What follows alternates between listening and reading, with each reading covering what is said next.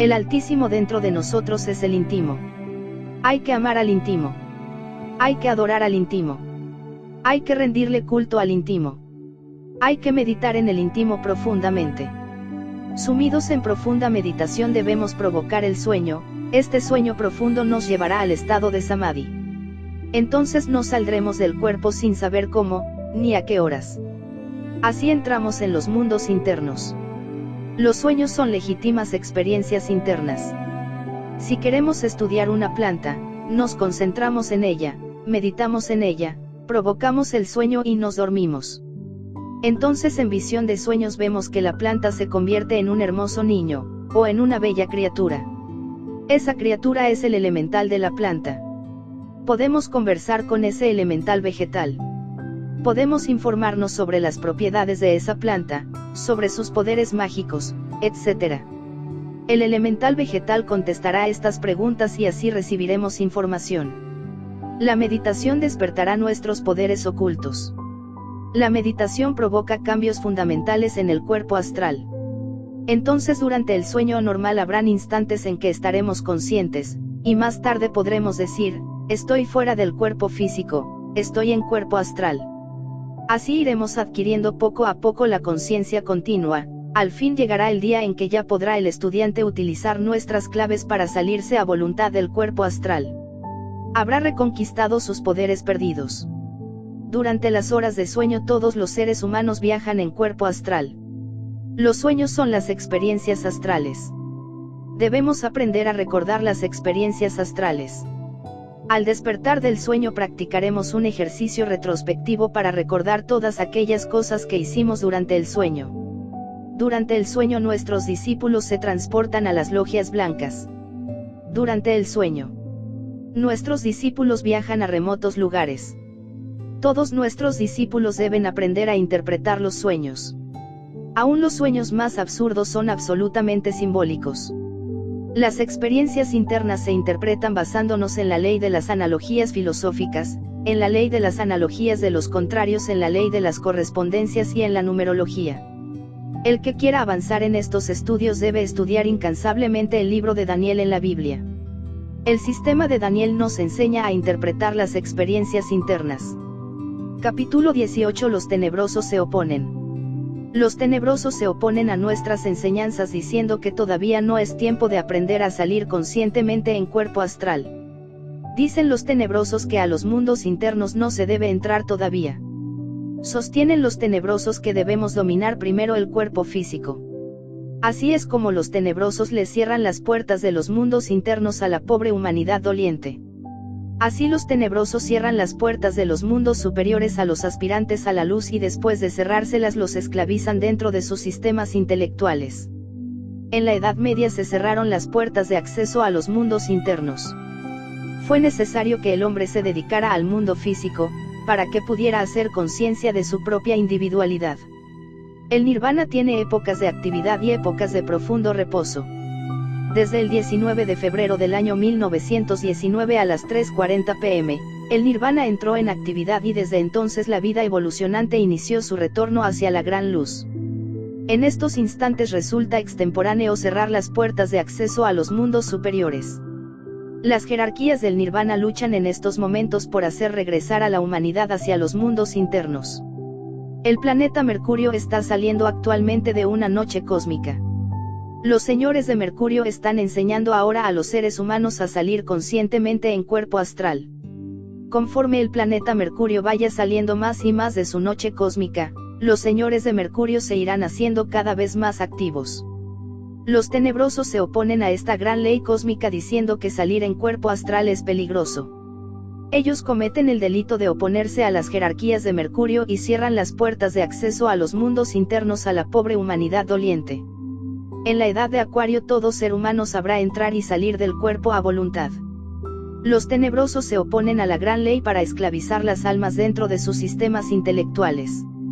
Capítulo 19. Los tenebrosos cierran las puertas del Edén. Los tenebrosos dicen que no se le debe enseñar a la humanidad la magia sexual, dizque porque la humanidad no está todavía preparada. En esta forma le cierran las puertas del Edén a la pobre humanidad doliente. Los tenebrosos cierran las puertas del Edén a las almas ansiosas de luz.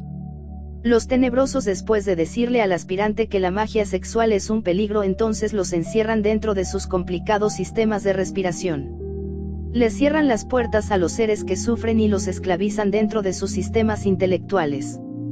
Los tenebrosos buscan a toda costa, cueste lo que cueste, eludir el problema sexual.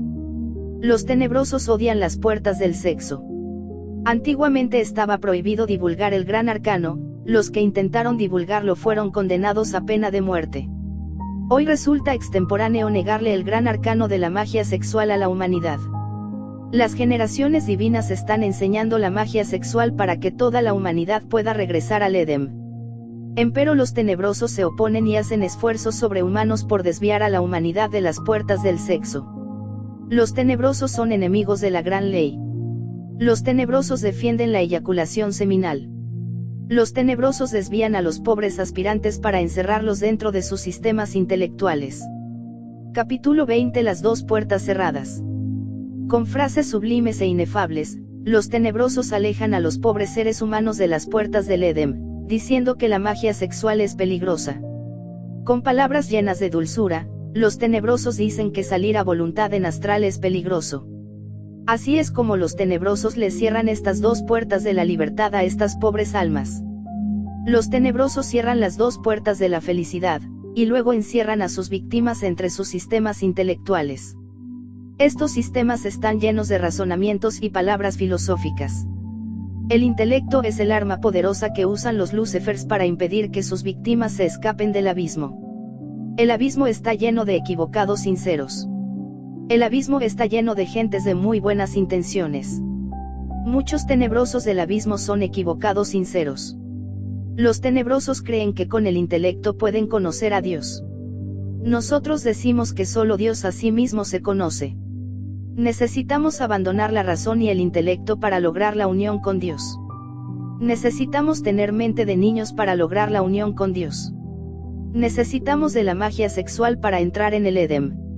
Necesitamos aprender a salir en cuerpo astral para conversar con el íntimo.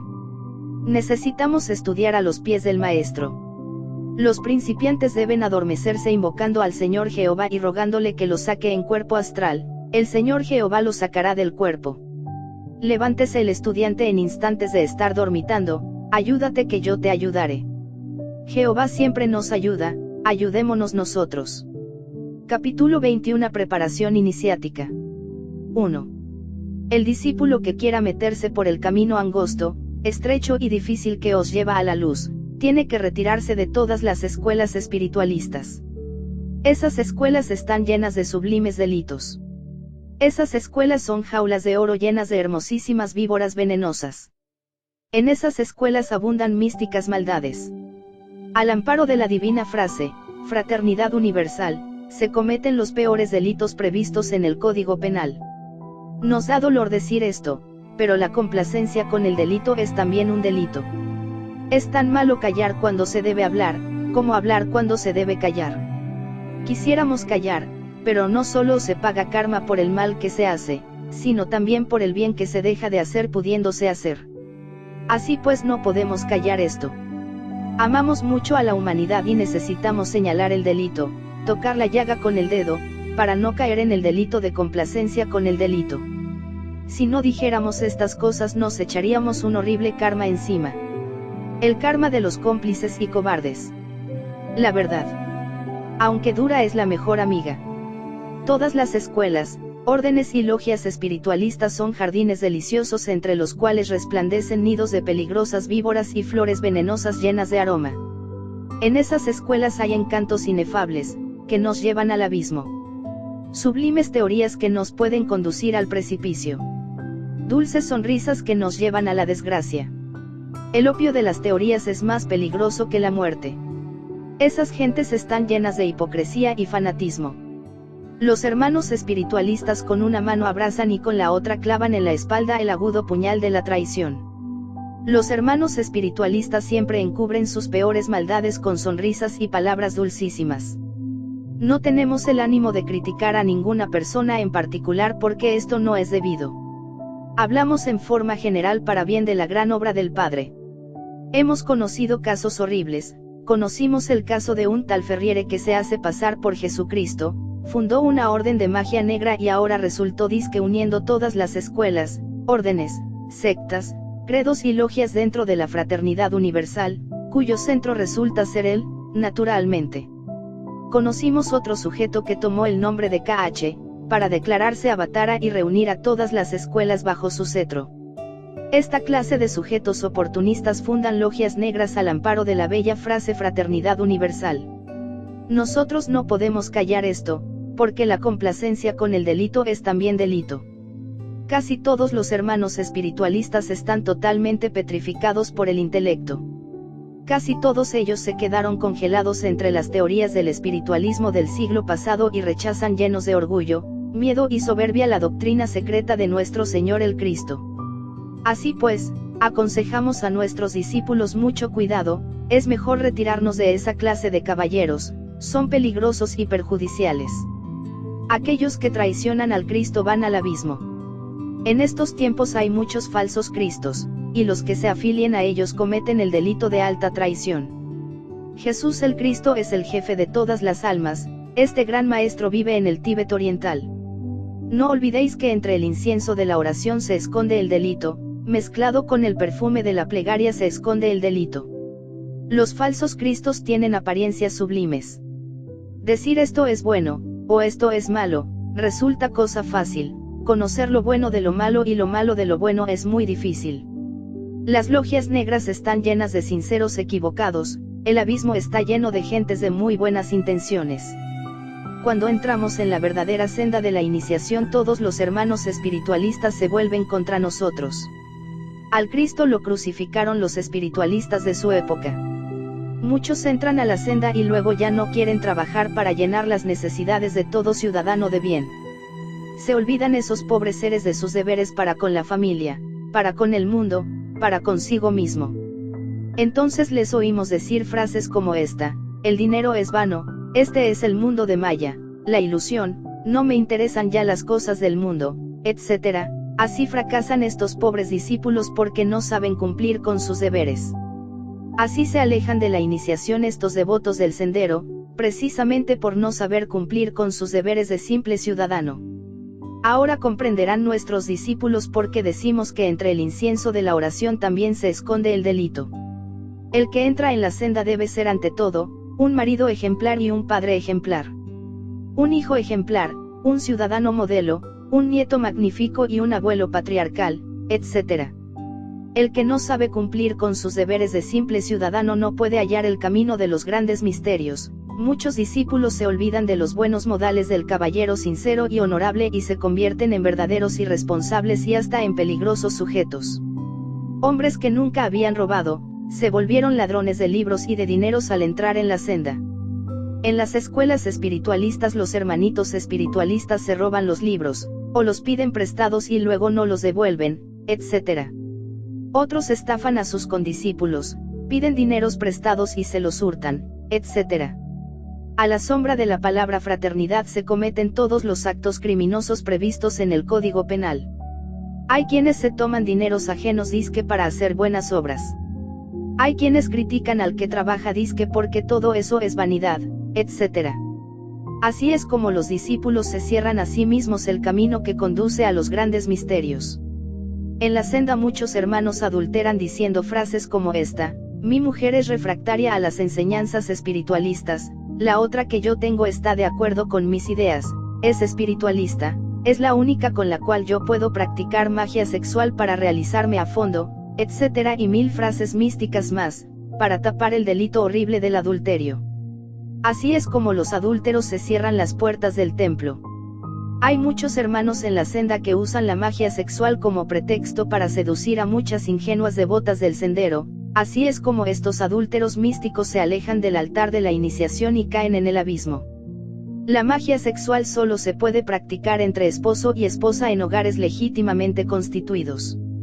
Hay hermanitos que se roban la mujer ajena disque porque la ley del karma así lo dispuso. Todos estos delitos han llevado al abismo a millares de estudiantes espiritualitas. Cuando se nos envió a cumplir una misión a cierto país, Fuimos asaltados por ciertos elementos espiritualistas que nos visitaban para criticar nuestras obras, darnos imperativas órdenes.